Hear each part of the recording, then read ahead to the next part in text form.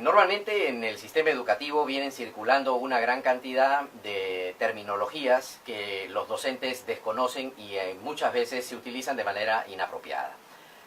Muchos docentes incluso todavía no comprenden bien la diferencia entre habilidades y capacidades. Incluso el currículum oficial del Minedu incluye en un tremendo error al utilizar la categoría capacidades de una manera arbitraria y sin sustento técnico, totalmente reñido a los hallazgos de la psicología del aprendizaje y la biología. Entonces, se confunde todavía lo que es una capacidad con habilidad, se confunde lo que es habilidad con competencia, todavía no se diferencia de manera apropiada lo que es un procedimiento, se confunde con una técnica, se confunden las técnicas con métodos, los métodos con estrategias, y etcétera. Se confunden las actitudes con las conductas, se confunde la cultura con el contenido, en fin, hay una serie de imprecisiones dentro del sistema educativo que vamos a ir aclarando y el día de hoy vamos a precisar la diferencia entre capacidades y habilidades. Cuando hablamos de las capacidades, colegas, las capacidades son una condición genética. Eso es lo primero que hay que entender. Quiere decir que las capacidades normalmente no podemos transformarlas en las escuelas. Las capacidades se originan muchísimo antes, desde el momento en que los seres humanos son concebidos. Muy por el contrario, cuando hablamos de habilidades, nos referimos no a una condición genética, sino a una condición aprendida. Aquí hay una tremenda diferencia porque las capacidades son de nacimiento, mientras que las habilidades implican un aprendizaje que no se produce como proceso y que es mucho más largo que el proceso en donde se concibe un ser humano como tal. Por otro lado, cuando hablamos de las capacidades, esta condición genética, estas capacidades, se van a transmitir de una generación en generación mediante un mecanismo, y ese mecanismo es el de la herencia. Como ustedes pueden observar, nadie puede tener una capacidad que no haya heredado. Mientras que las habilidades no se transmiten a través de la herencia, sino a través del proceso de socialización. Son dos procesos totalmente distintos, los procesos de socialización y el mecanismo de la herencia son completamente diferentes. Por otro lado, cuando nosotros nos referimos a lo que se denomina el mecanismo de la herencia como una condición, como el proceso en donde se transmite la condición genética de los seres humanos, hay que entender lo siguiente. Cuando hablamos de la herencia, hablamos de capacidades que son transmitidas de una generación a otra. La gran pregunta sería, ¿dónde se encuentran estas capacidades? Las capacidades se encuentran aquí. Se encuentran precisamente en el ADN. En esa combinación de estos componentes bioquímicos, moleculares, vamos a encontrar las capacidades, las cuales obviamente se transmiten a través de la herencia al combinar la información genética del padre con la madre. Sin embargo, la información que contiene el ADN, que no se encuentra en las habilidades, obviamente implica que estas no se encuentran en el ADN, sino muy por el contrario, las habilidades se encuentran en la cultura. Cada cultura, podríamos decirlo así, tiene un paquete de habilidades. Los niños del Amazonas, por ejemplo, pueden distinguir más de 100, 150 tonalidades de verde. Por el contrario, los niños que están en las ciudades no podrían reconocer en promedio más de 10 o de 15.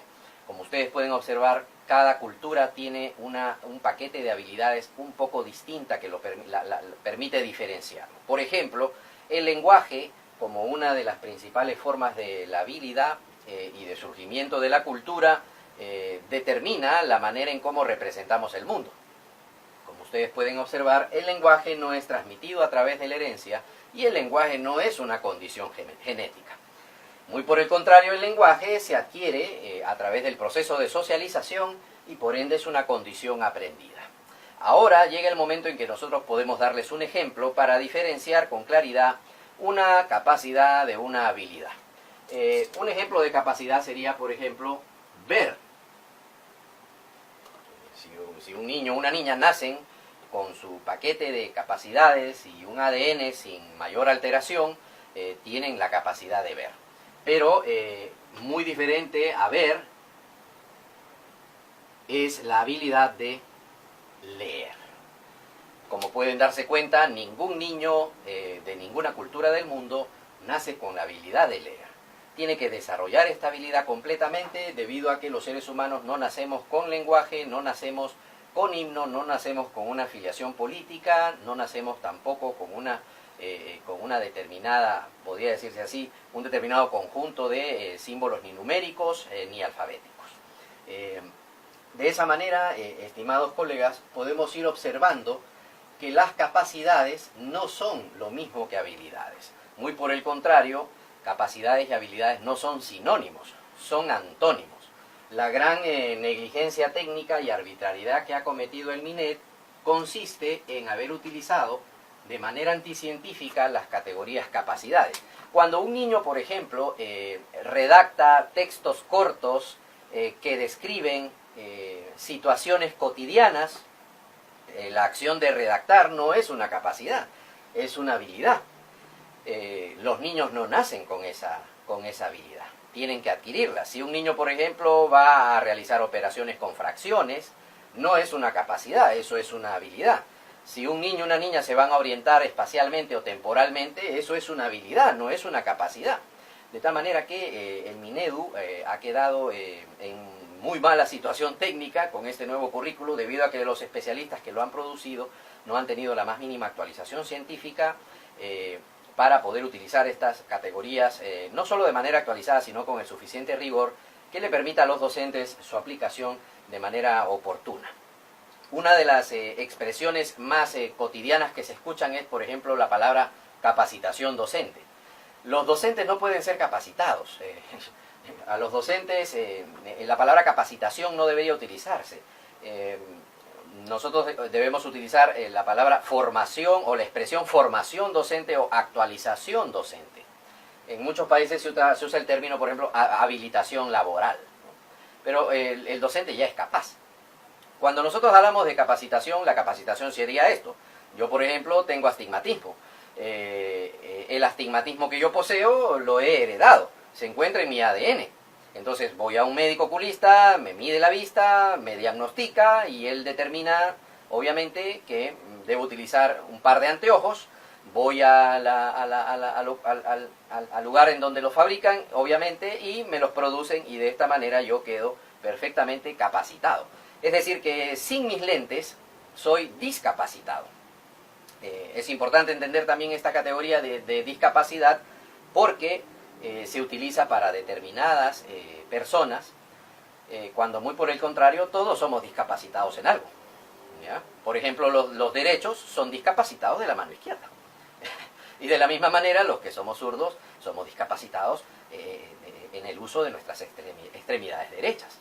Y así sucesivamente. De tal manera que si una persona, por ejemplo, sufre un accidente y pierde un miembro, se le capacita mediante una prótesis, se le capacita mediante una silla para que pueda moverse, mediante muletas, etcétera, etcétera. Entonces, el término capacitación implica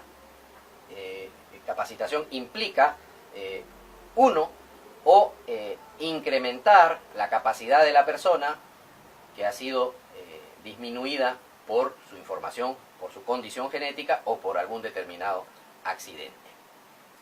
De esta manera, queridos colegas, esperamos haber aclarado la diferencia entre las capacidades y las habilidades.